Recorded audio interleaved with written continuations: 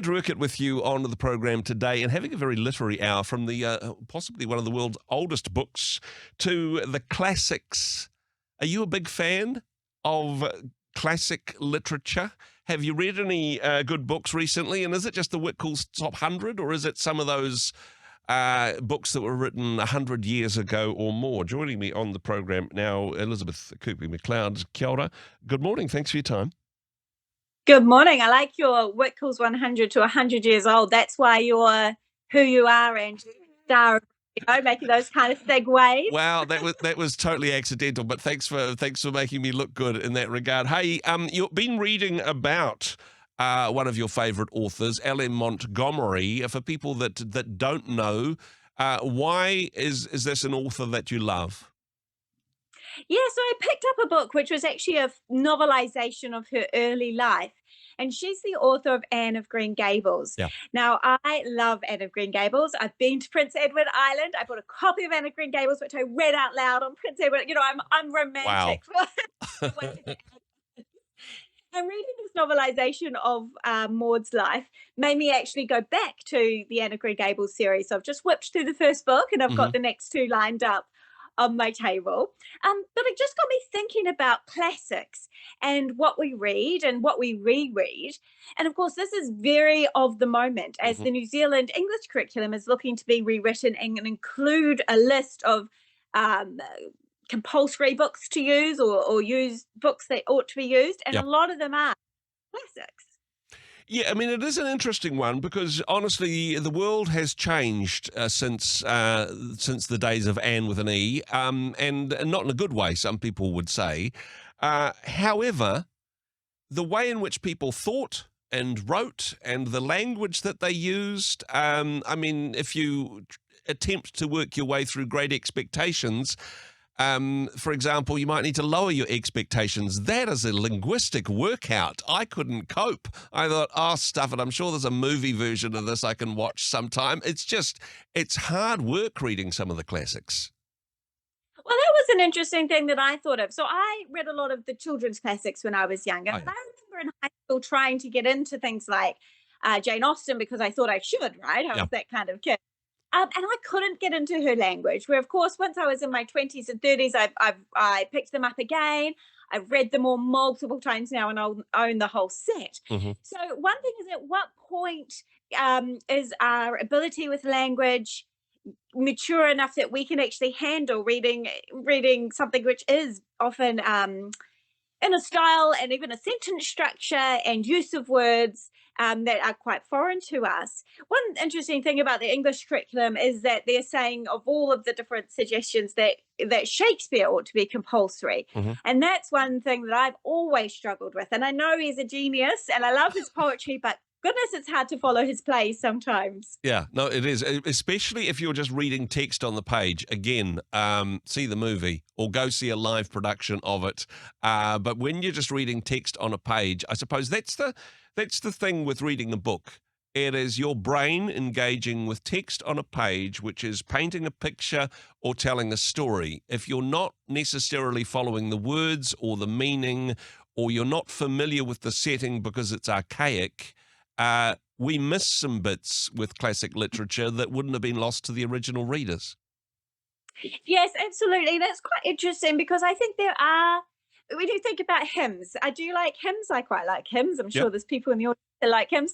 And, you know, when you think about hymns, there are a few that have lasted 4 or 5. You know, sometimes we'll sing a hymn in church that was by, you know, John Wesley, one of the reformers. So there are hymns that have lasted hundreds of years, and there's a reason that they've lasted, right? There's something beyond the language about the quality of the ideas, the timelessness of it, that has made it last that long. And I think it's the same with literature, right? Of all the books written the year that Anne of Green Gables was written, there's something about that book, about the quality of the ideas and the writing, that has meant it hasn't just been forgotten 20, 30 years later, like every other book written that year and published that year. So I think there is definitely a timelessness about some classics. But I think there are some cons, and one of which is when I went through the list from the, you know, proposed for the English curriculum, you've got Shakespeare, a man, 1984 of Men and Mice, Moby Dick, all written by male writers. So often only going to classics, it's actually quite difficult to find Um, the kind of diversity of authors, even just finding enough women authors, because just of the times. yeah, exactly. And I suppose that was a part of the society at the time, but that doesn't mean that we need to perpetuate that type of misogyny or bias that was in the society at the time. I mean, other examples of, for example, if you read some American literature which is set during a time of slavery, there's certainly some problematic aspects to that, and yet, from the author's point of view, that's accepted as a normal part of life. What do we do with this? Questions, well, broader than literature about our history. Is this the sort of stuff that we should know about? And honestly, I suppose we shouldn't expect classic authors to have a modern viewpoint on the world, because they're certainly not capable of that. Oh, absolutely. And this is Dickens' work gets brought up with this, and early American literature as well. Yeah.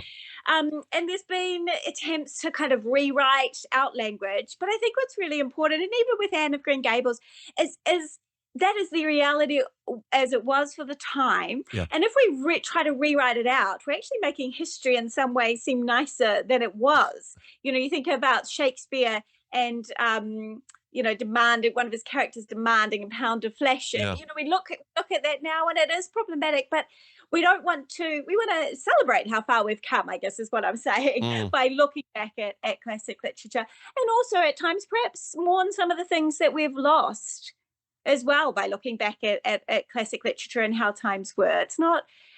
Progress is not always a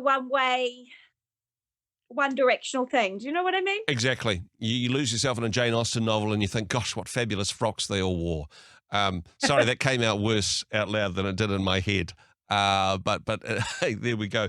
I mean, there is something about the fact that these works have survived, and we were talking earlier on about ancient manuscripts, but actually coming back to your point you were saying beforehand, hey, not everything survives. This is the best of the best. This is kind of like the greatest hits of literature. There's something aspirational, I suppose, of saying, you know what, if we read these works, which are considered to be great, it raises the bar in terms of the other literature we're engaging with, or the literature that's being written, do you think? Yeah, so it's quite interesting because I think that we have to make sure that we don't forget that classics are still being written. Yeah. And that would be, yes, my major concern with focusing too much only on classics, is that you might miss that there are books being written today that will go on to be published for hundreds of years. Yeah. And you don't want to miss then, I guess you can read them in 20, 30 years if they're still in print. But we don't want to think that all good things that are ever going to be written have already been written, because that's obviously not the case. But I can attest to how easy it is for a book to drop out of print. And the fact that some of these books have never been out of print is a testament to something about them. But let's not forget that classics, some books written today will be the classics of the future. I also think it's important that we remember, and I come back to this a lot in these segments, that reading is supposed to be pleasurable. It's supposed to be a form of entertainment. And so I don't think that we want to burden people with this idea that if you haven't read, a particular handful of books, then you're lacking in life. But at the same time, reading that handful of books that have survived the centuries does affect you. Now, hey, maybe that's the thing. If it's a book that your English teacher tells you have to read, maybe that's not reading for pleasure. And perhaps like your experience, Elizabeth, this is something that we come back to in later life and go deeper into. The other thought that I had is, hey, not just stick to the classics, because if there's a classic being published this year, then if you get a copy, what a wonderful legacy for your family that you've got a first edition, right? That's going to be worth heaps of money. You just have to wait 100 years or so, right?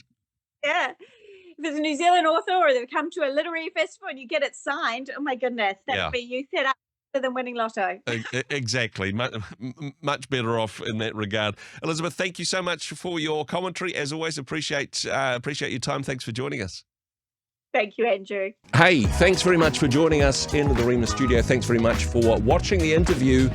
It's kind of nice to have an audience, actually. And if you did like what you watched, then do give us a like, do give us the thumbs up. And if you'd like to see more interviews like that one, or perhaps even better, subscribe and those interviews will come straight to you. Don't forget to turn on your notifications, and we'll see you in the next one. Cheers.